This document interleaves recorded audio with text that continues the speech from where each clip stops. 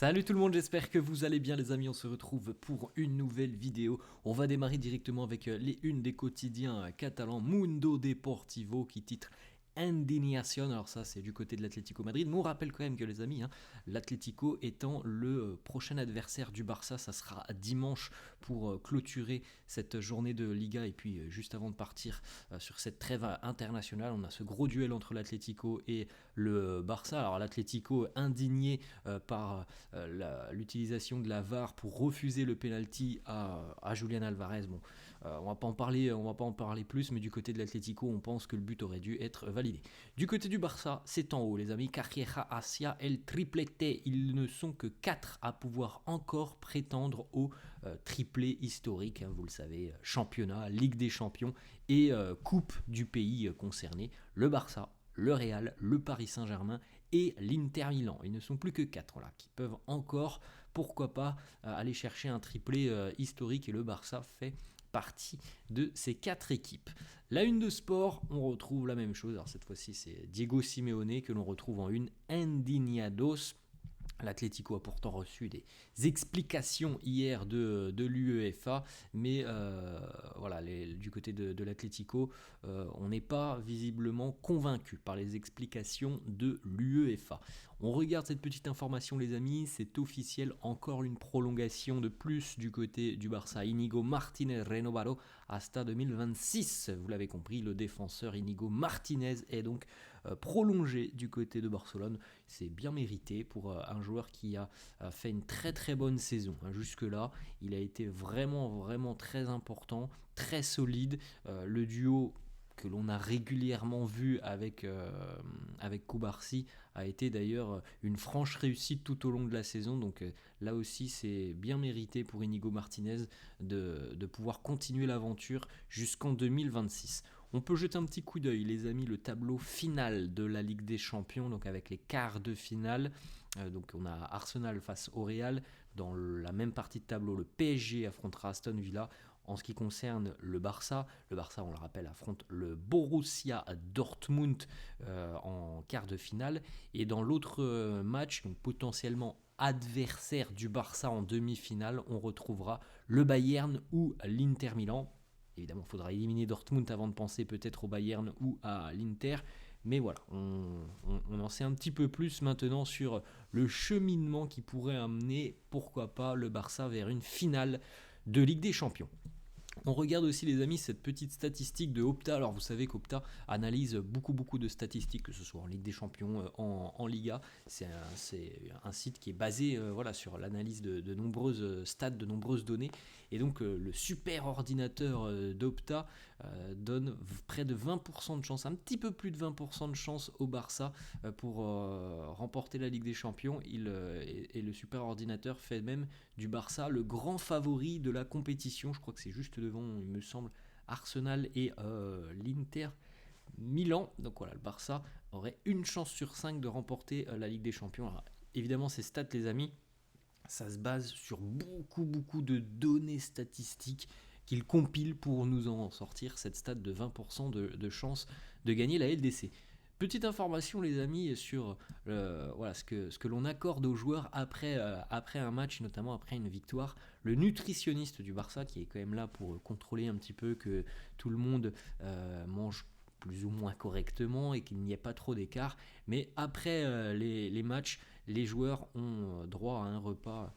Voilà, où on peut prendre un petit peu ce que l'on veut, on peut prendre max de calories, parce que visiblement ils ont pris beaucoup de calories, puisque après cette victoire face au Benfica en milieu de semaine, les joueurs du Barça ont commandé pour près de 700 € de burgers. Donc c'était une belle récompense aussi pour eux. Ils savent qu'après les matchs, ils peuvent manger un petit peu ce qu'ils veulent. On poursuit, les amis, avec une petite déclat de Pau Cubarsí qui nous dit: c'est maintenant le moment où les titres se décident et nous devons être très concentrés car c'est la partie la plus importante de la saison.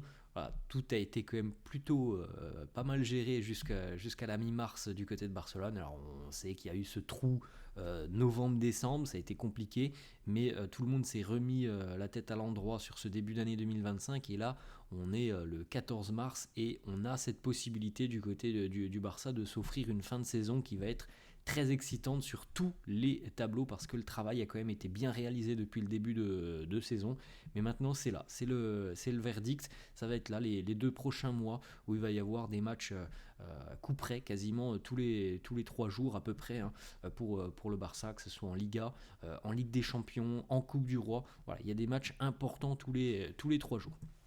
Autre petite déclat de Pau Cubarsí qui se verrait bien affronter le Real Madrid en finale de Ligue des Champions. Il nous dit Cubarsí, j'aimerais une finale LDC Barça-Madrid, ce serait génial. Alors, on a l'habitude de voir des Barça-Real, notamment en Supercoupe d'Espagne, Coupe du Roi. Mais c'est vrai qu'en Ligue des Champions, ce serait quand même assez dingue. Hein. Une finale Barça-Real. Et vous avez vu les amis hein, que les deux clubs étant dans 2 parties de tableau différentes, potentiellement, on pourrait avoir une finale Barça-Real. On regarde les amis l'équipe type de la semaine en Ligue des Champions. Pedri est inclus dans l'équipe type de la semaine. On rappelle qu'il a été élu MVP du match retour, alors du match aller aussi, mais du match retour face au Benfica. C'est le seul joueur du Barça qui est inclus dans l'équipe type de la semaine. D'ailleurs, petite stat, les amis, sur cette rencontre face au Benfica, le Barça a récupéré 16 ballons grâce à un contre-pressing après une perte de balle. Et ces ballons ont été récupérés en l'espace de 5 secondes ou moins, ce qui est plus que toute autre équipe sur les 8e de finale de Ligue des Champions. C'est une stat impressionnante sur la volonté féroce des Catalans d'agresser tout de suite l'adversaire lorsque l'on perd le ballon, agresser évidemment dans le bon sens du terme, de tout de suite être présent pour couper ne serait-ce que la première ligne de passe et donc la première ligne de relance. Et ça, franchement, c'est à mettre au crédit d'Hansi Flick qui a instauré ce style tout simplement depuis son arrivée. On doit être protagoniste du jeu et récupérer le ballon le plus rapidement possible.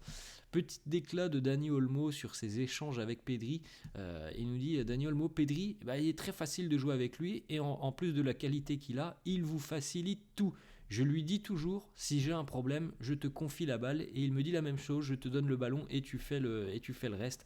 C'est vrai que l'aisance technique de ces deux joueurs leur permet très régulièrement de sortir de certaines situations qui semblent bien mal embarquées. Ensuite, les amis, une petite information aussi sur Ronald Araújo qui, de par ce qui s'est passé tout au long de la saison, les pépins physiques, le retard évidemment qu'il a pu prendre sur la préparation, malgré le fait qu'il est souvent assisté aux séances vidéo, c'est pas la même chose que d'être sur le terrain, de travailler ses automatismes avec ses coéquipiers, notamment sur la ligne défensive. Et Hansi Flick avait préparé le match face au Benfica en savant très bien que le Benfica allait cibler Ronald Araújo et les difficultés d'Araújo avec le ballon. C'est pourquoi Flick avait aussi demandé à Frenkie de Jong, Dani Olmo et Koundé de jouer beaucoup plus bas sur le terrain pour aider justement Ronald Araújo qui, comme on vient de le dire, revient depuis quelques semaines maintenant, mais n'a certainement pas encore tous les automatismes que pourrait avoir par exemple une charnière Cubarsí-Inigo Martinez. On dirait quelques petites photos, les amis, de l'entraînement de la veille. Hansi Flick qui surveille un petit peu les troupes à 48 heures maintenant de ce duel importantissime face à l'Atlético. La bonne nouvelle pour le Barça, c'est que l'Atlético a un jour de repos en moins, que l'Atlético a joué 120 minutes face au Real et que l'Atlético en plus de ça a perdu, donc ça peut mettre un coup derrière la tête.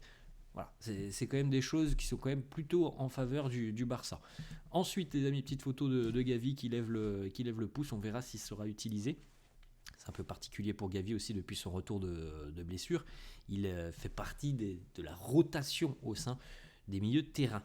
L'équipe vainqueur, regardez, il y a beaucoup de jeunesse sur cette photo de l'équipe vainqueur où on retrouve notamment 2-3 joueurs issus du Barça Athletic. La liste, les amis, du côté de l'équipe de France pour le rassemblement international, on retrouve la présence de Jules Koundé qui est bien appelé par Didier Deschamps. Comme on l'a dit, les amis, tout à l'heure, on l'a vu sur la une du quotidien Sport, Sport ou Mundo Deportivo, Inigo Martinez prolonge donc l'aventure avec le Barça jusqu'en 2026. C'est mérité. On l'a dit tout à l'heure, c'est amplement mérité pour lui. Ensuite, autre information, selon Sport, après cette trêve internationale, donc potentiellement début avril, le Barça annoncera le renouvellement de contrat de Robert Lewandowski, là aussi jusqu'en 2026. Le salaire du joueur passera de 32 millions d'euros bruts annuel à 26 millions d'euros bruts, soit 6 millions d'euros de moins. On regarde quelques petites déclats de Lamine Yamal. Premièrement, il nous parle de la pression. Il nous dit: il n'y a pas de pression si tu penses juste comme moi à passer un bon moment sur le terrain. Autre déclat de Lamine qui nous dit: dans les 2 prochaines années, sur le plan collectif, j'espère avoir remporté une Ligue des Champions et vivre la Coupe du Monde avec enthousiasme. Au niveau individuel, j'espère continuer à progresser jusqu'à atteindre le plus haut niveau, en tout cas. Il n'est pas très loin, évidemment, du plus haut niveau. Lamine qui revient aussi sur sa signature au Barça, il nous dit: tout s'est passé très vite, je n'en garde que de bons souvenirs. Je me souviens qu'au premier entraînement, on m'a dit d'apporter mes crampons, mais je les avais laissés à la maison et j'ai dû en emprunter une paire ici. Ce sont des petits détails qui m'ont amené à être ici, dans ce club. C'est là que tout a commencé pour moi. Dernier déclat de Lamine qui revient aussi sur la période où il avait 14-15 ans et où il était surclassé. Et il jouait notamment avec des joueurs de 19 ans. Il nous dit: c'est vrai que monter de catégorie, c'est bien. Mais un jeune de 14 ans et un jeune de 19 ans, c'est pas pareil. J'allais à l'école le matin, je faisais des bêtises pour mon âge, comme taper dans le dos de quelqu'un et m'enfuir.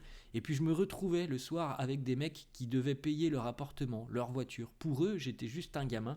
Ouais, mais c'est aussi par là que l'on passe lorsque l'on est considéré comme un joueur très très prometteur. On est souvent surclassé et on est amené à jouer avec des joueurs plus âgés, et c'est là aussi que l'on se construit en tant que joueur, de jouer face à une adversité encore un peu plus relevée quand on est jeune.